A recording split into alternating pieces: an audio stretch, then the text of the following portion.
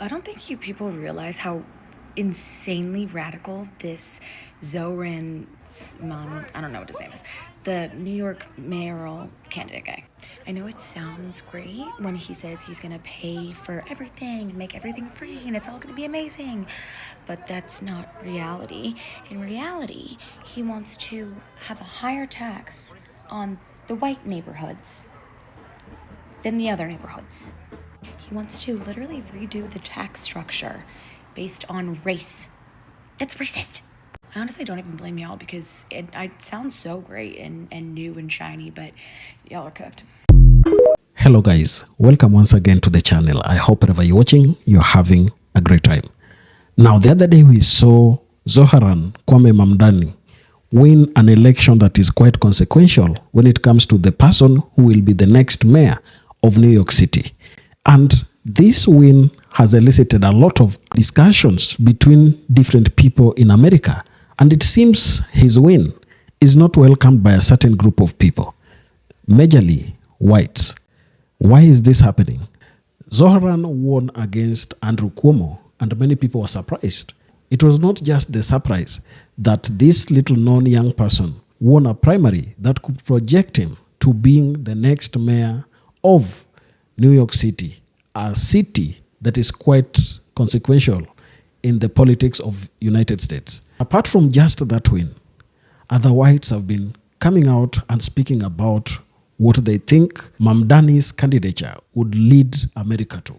Many people have talked and many commentators have said that he is an anti-Israel person and he does not represent anything to do with the ideals projected by America.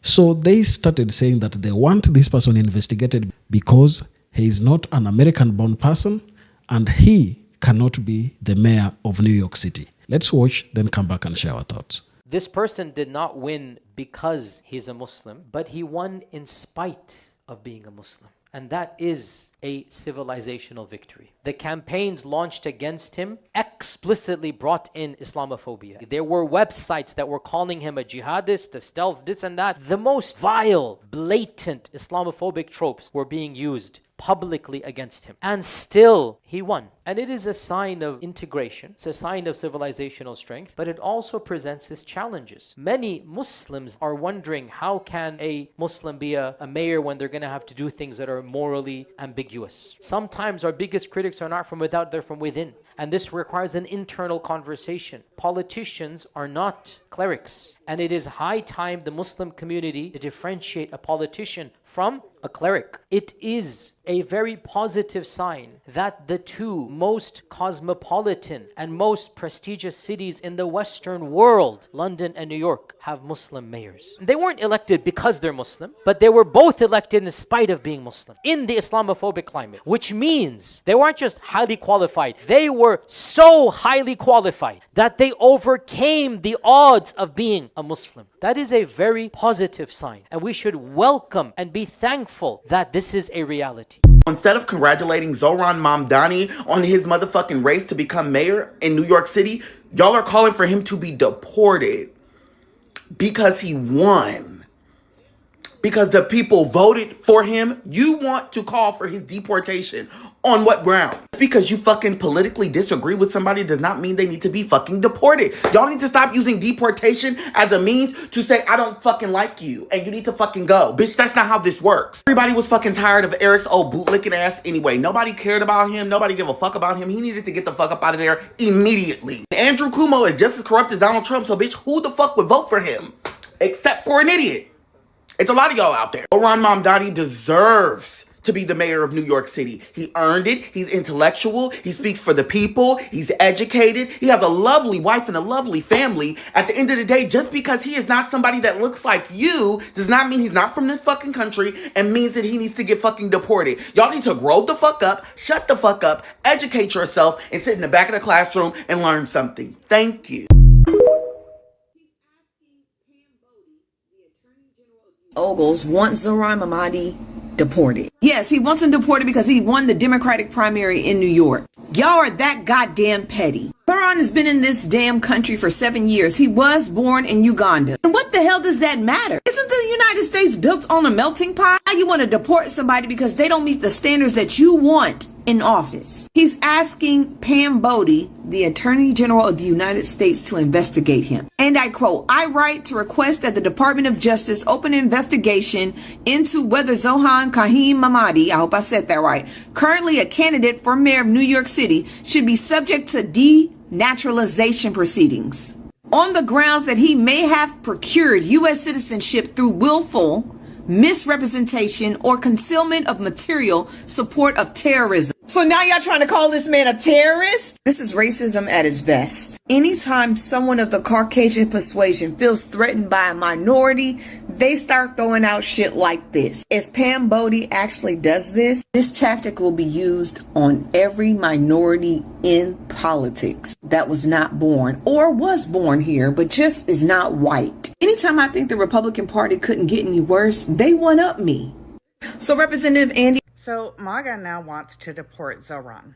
An entity called the New York Republican Club is calling on Stephen Miller, the White House Deputy Chief of Staff and known white supremacist, to look into using the Communist Control Act of 1954 to revoke his citizenship and deport him.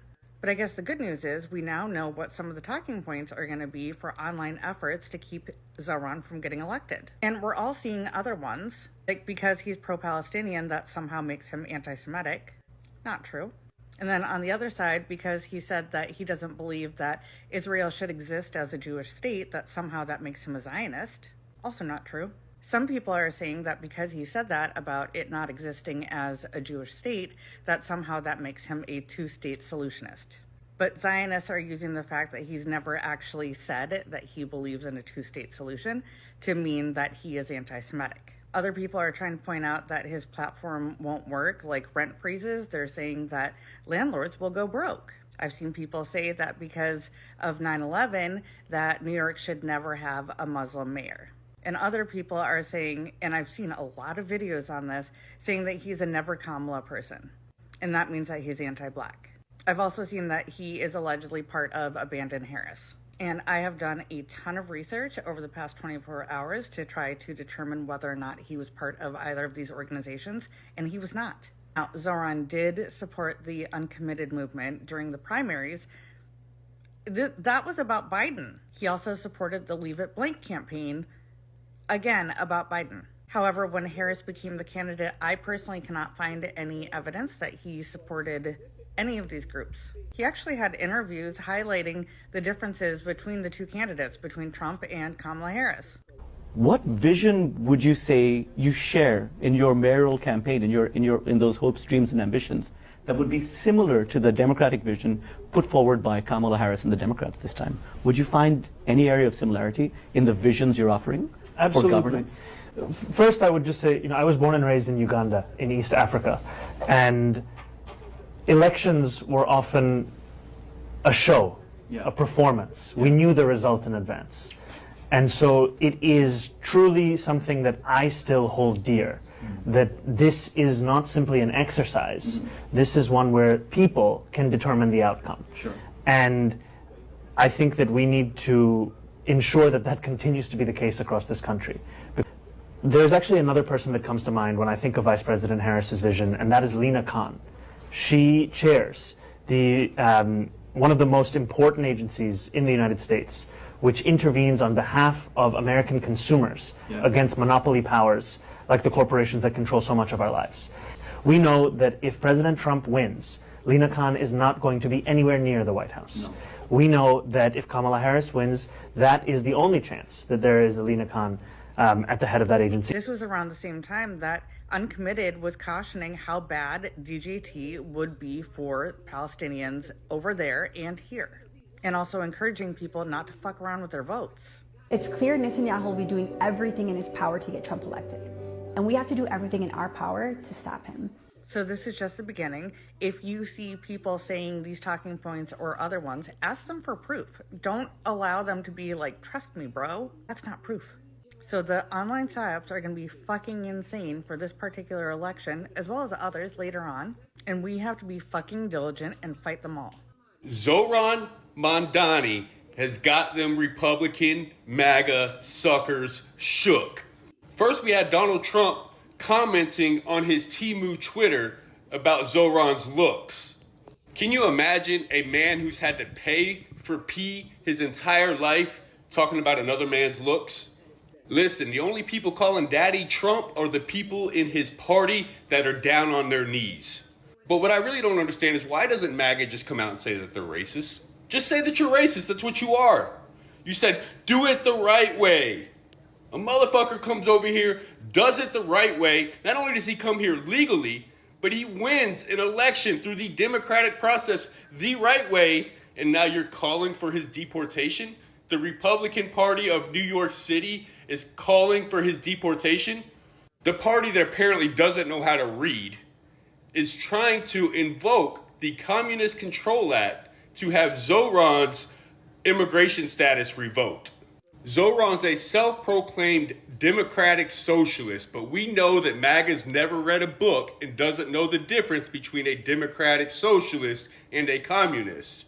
But Fox News seems to know what some of his policies would be as a socialist. No cost on childcare, baby baskets to newborns, and a $30 minimum wage in New York City.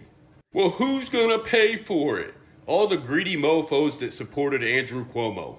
But let's look at the rest of the Islamophobic and racist, xenophobic Republicans. Marjorie, Matt Walsh talking about the immigrants in New York City saying it's not an American city anymore. Why? Because it's not slapped full of redneck white folks?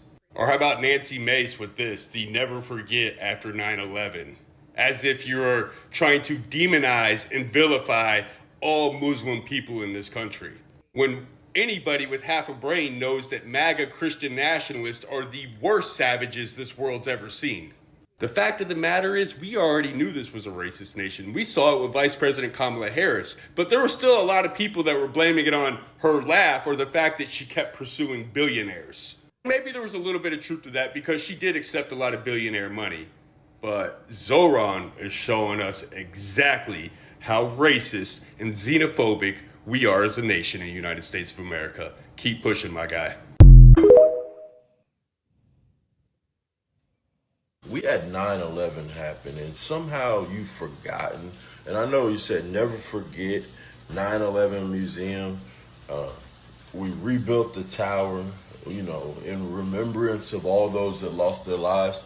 To then go to today. He is incapable of articulating himself. How embarrassing is it for a black man whose only claim to fame is being one of the biggest token tap dancers on this app to spew xenophobia and racism? First of all, he's Indian. He's not Arab, but there's no point in explaining this to MAGA. Y'all are allergic to knowledge and education. Spewing Islamophobia while wearing a Muhammad Ali t-shirt. Because unsurprisingly, you clearly don't know that at one point, Muhammad Ali belonged to the Nation of Islam. Ali was a Muslim. He was a follower of Islam, an icon for the Black Power movement. He didn't just fight boxing opponents. He fought the system. He was loud when it was dangerous to speak. In the mud for big, powerful America and shoot them for what? They never called me nigger. They never lynched me. They never put no dogs on me. They never robbed me of my nationality, raped and killed my mother and father. Well, I'm going to shoot them for what? He was proud to be black and Muslim in a country that punished both. He challenged the white establishment. He sacrificed everything, titles, endorsements, even his freedom to stand against war, racism, and the very white supremacy that you bow down to. I'm not going to help nobody get something my Negroes don't have. If I'm going to die, I'll die now, right here fighting you. If I'm going to die, you my enemy.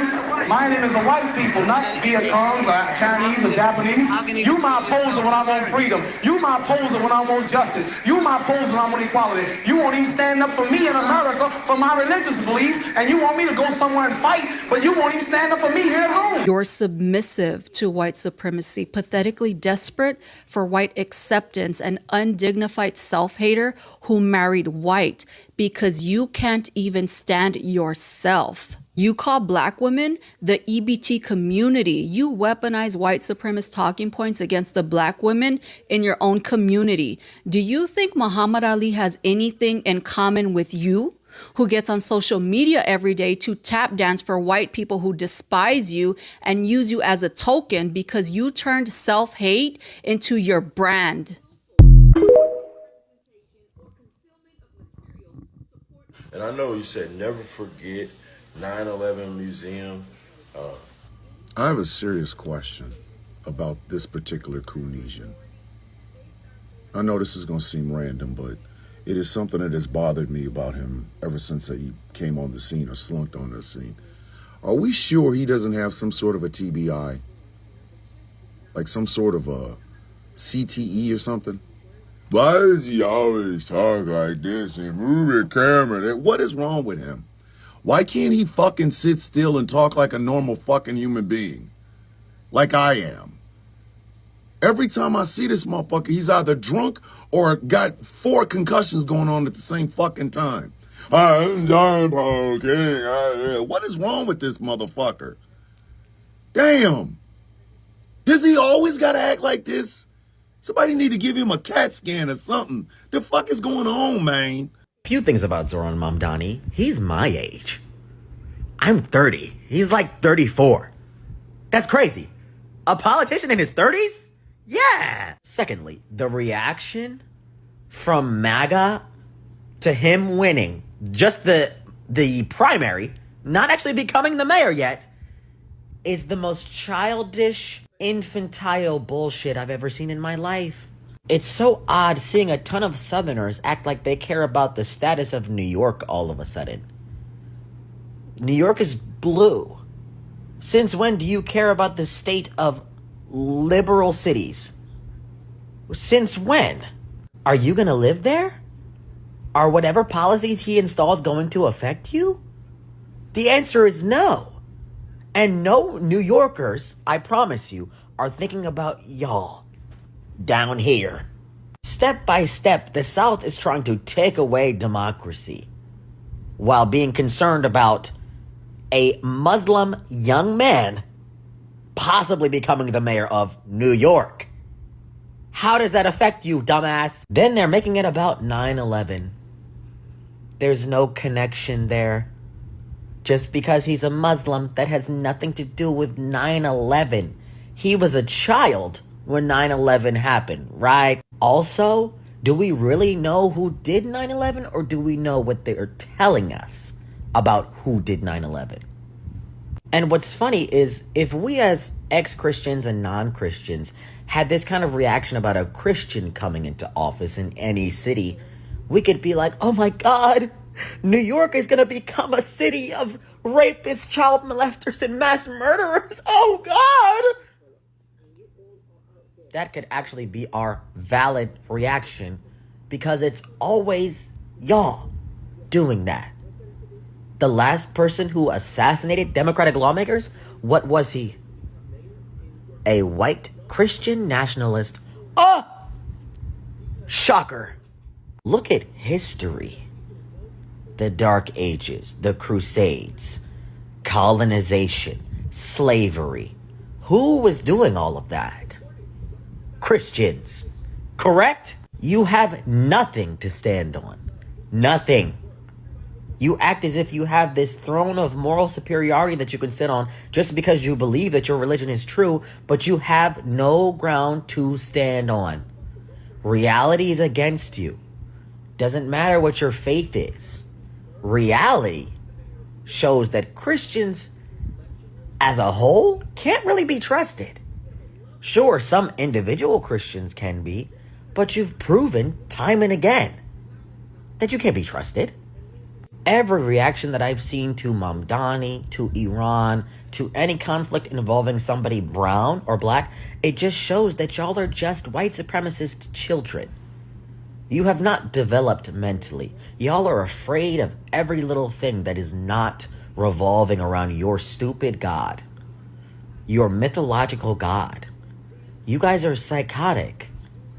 You need help.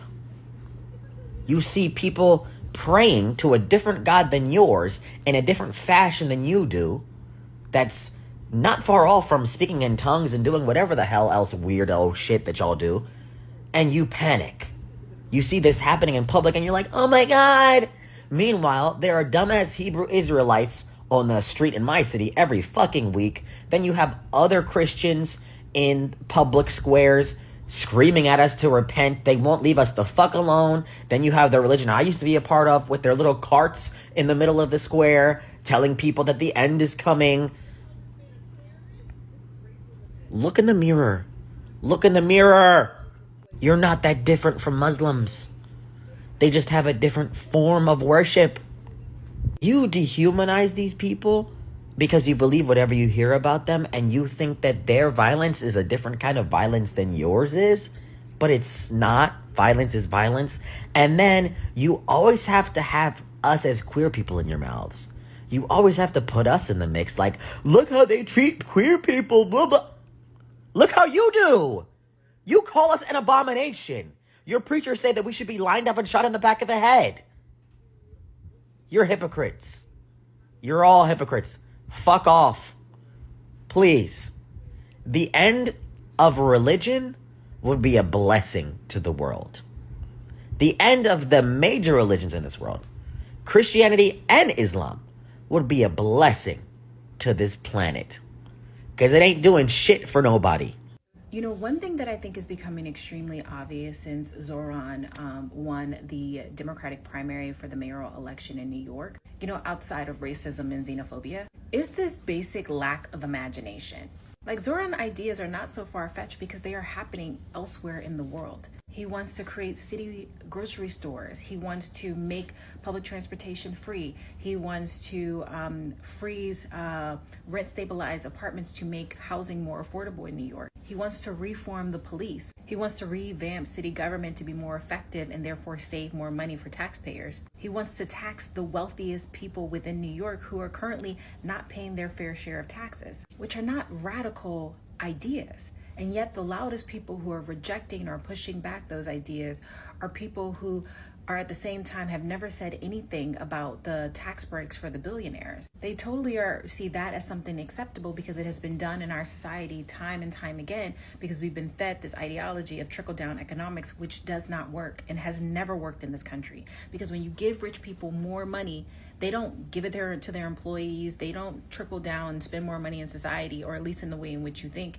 It does not make it to the average person. And what happens is that they hoard that money. But we get why people protect and uplift and support billionaires despite all of the harm that they've committed in our society. The environmental implications, the social and economic implications that are making all of our lives harder. The reason why people protect them is they think on the off chance that they actually might become them, which is very rare and very unlikely. So if your imagination can extend to the possibility of you becoming a billionaire, why can't it extend to the possibility that we can eliminate food deserts within our society by taxing the wealthy and making sure they pay their fair share of taxes? What a beautiful day in the neighborhood to be a New Yorker, especially if you are a New Yorker who voted for Zohran. Let me tell you why you need to be patting yourself on the motherfucking back right now.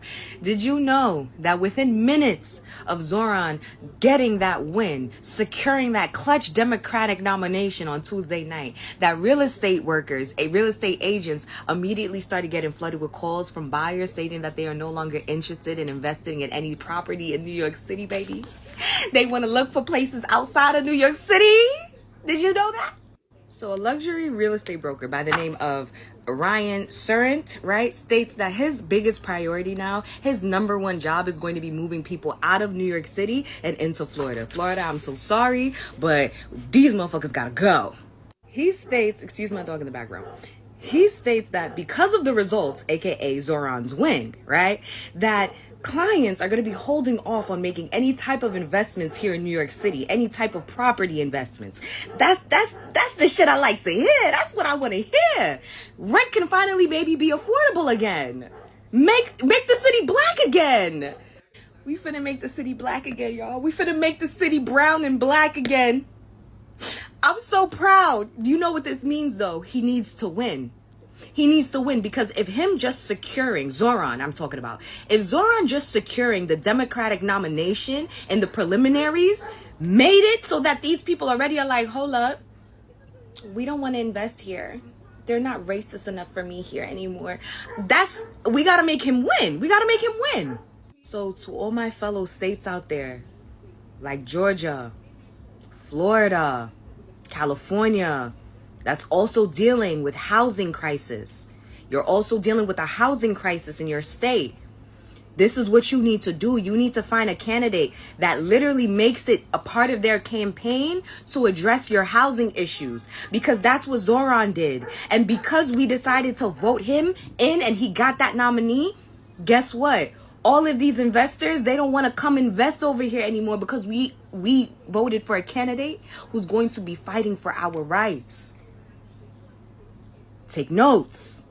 Mamdani becoming mayor of New York would be a disaster. But Evan, New York is so unaffordable. It is not your God-given right to live in one of the most desirable cities to live in on earth. New York is affordable to some people, otherwise it would cease to exist as a city. If you can't afford to live in New York, then maybe you shouldn't live in one of the most expensive cities to live in on earth. How do we continue to repeat this cycle where a socialist comes in and promises all of this quote-unquote free stuff paid for by the productive members of society, all the way until the productive members of society realize that this system is not working for them, and then they just leave the city altogether and the socialist utopia falls apart. Socialism wins by appealing to people who only understand consumption. They don't understand production. So when you create this system that is literally toxic to people who produce, the producers leave and you are left with only consumers, and therefore you are left with shortages. And again,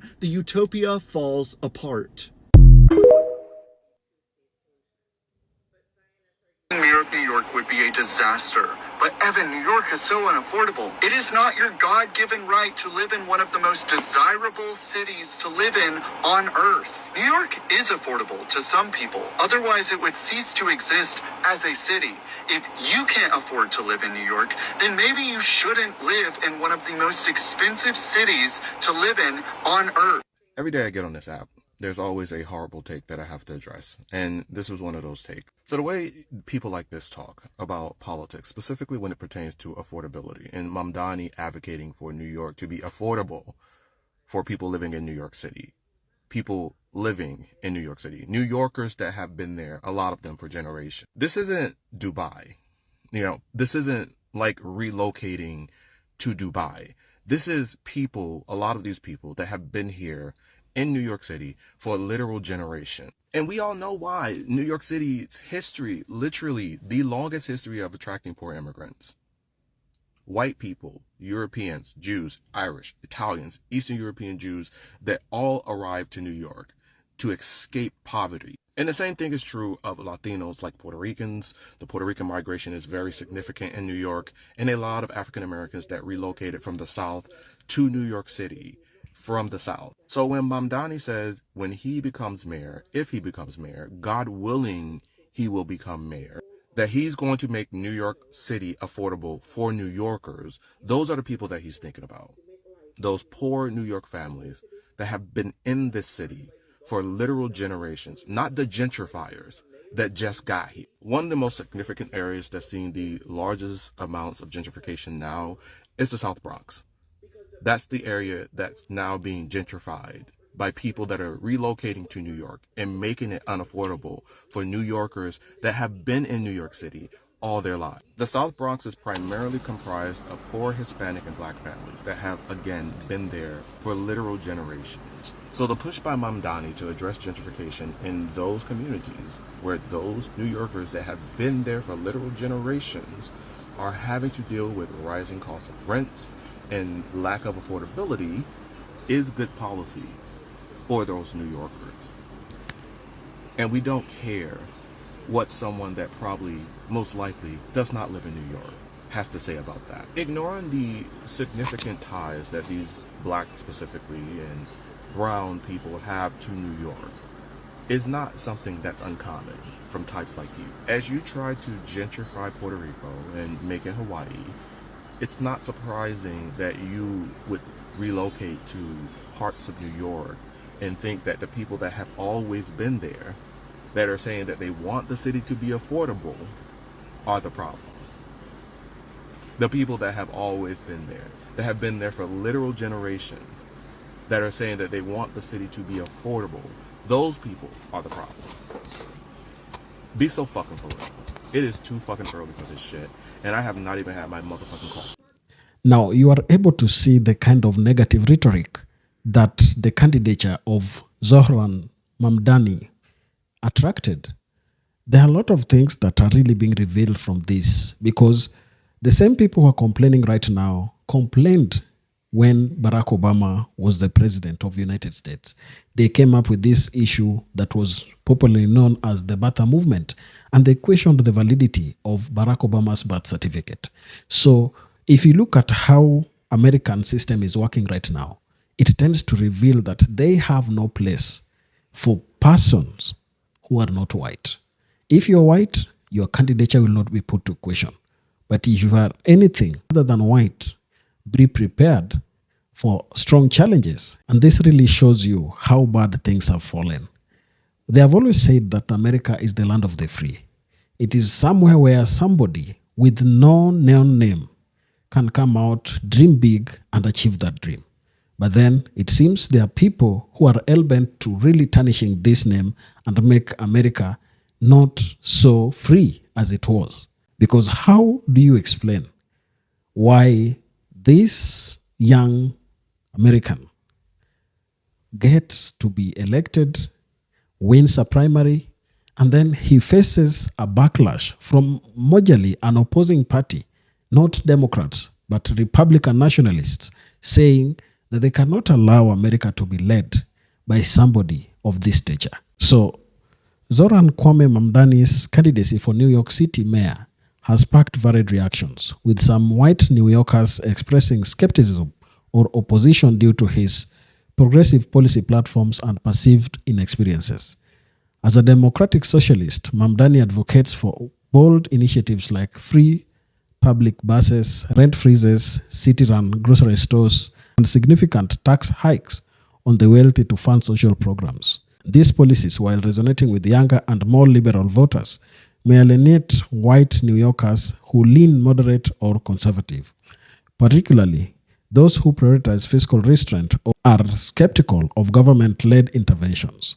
Critics, including some white voters, may view his proposals as economically unrealistic or overly idealistic, especially given his relatively thin legislative record, with only 3 minor bills passed in over 4 years in the New York State Assembly.